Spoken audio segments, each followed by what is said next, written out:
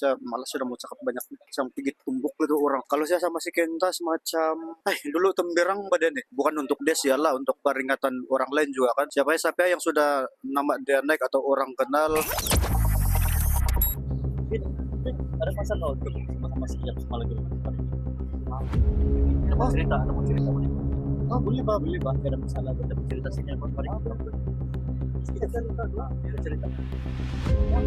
Wait, hari itu nampak meroyan di Facebook. Oh, kenapa? Mental sudah nggak? Yang mana satu tuh ah? Yang hari itu kau marah-marah pasal something Joe. Oke, itu bukan muroyan batu, tapi saya terasa sedikit lah. Saya pergi tegur, macam contohnya kita pergi tegur kawan-kawan. Terus macam dia tidak layan kau, macam yang dia buat tidak tahu. Dia mau buat macam dia mau lari kau, terus dia bercakap pun dia tidak tengok kau. Dia tengok begitu.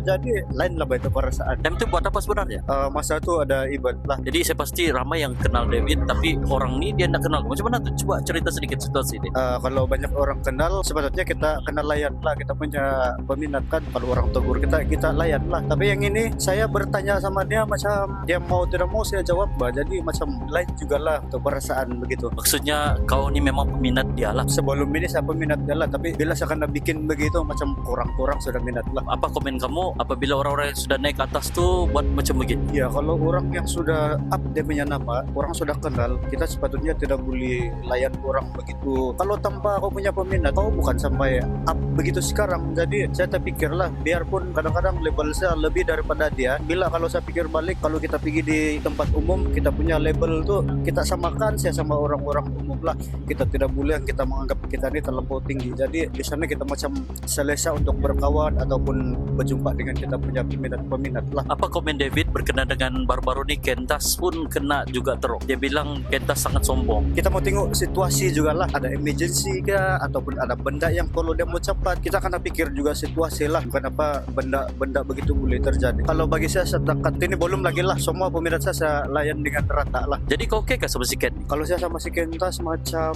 dulu temberang badannya. Tapi bila saya jumpa depan-depan, kamu orang tidak tahu begitu bagus orang punya cara sikap dan macam mana orang layan orang punya peminat. Memang bagus lah, saya sama Kentas pun ada beberapa kali sudah jumpa dan kami saling support lah. Tapi kadang-kadang saya heran di luar kenapa masih ada yang tidak suka orang punya video. Padahal macam yang kita tahu banyak juga lah derma-derma orang buat bantu-bantu mana-mana yang orang mau bantu kan. Dan kita salah sangka sama orang lain. Kau puji-puji si Kentas nih kena bayar? Tidak kena bayar tapi dengan ikhlas lah puji dia. Mana tahu lain kali dia belanja saya kan. Apa yang kau mau cakap sama orang yang tembirang sama kau tuh hari itu? Bukan untuk dia sialah, untuk peringatan orang lain juga kan. Siapa yang sudah nama dia naik atau orang kenal, mesti kita mau layan lah. Kita punya orang-orang yang tegur kita kan begitu. Jangan pikir kita ini macam artis terus orang biasa ini kita anggap orang yang dibawa orang bah begitu. Saya harap artis-artis di Sabah ini harap semua orang selalu low profile lah. Orang luar pun akan kita bagus kan orang-orang Sabah ini adalah kan begitu. Saya malas sudah mau cakap banyak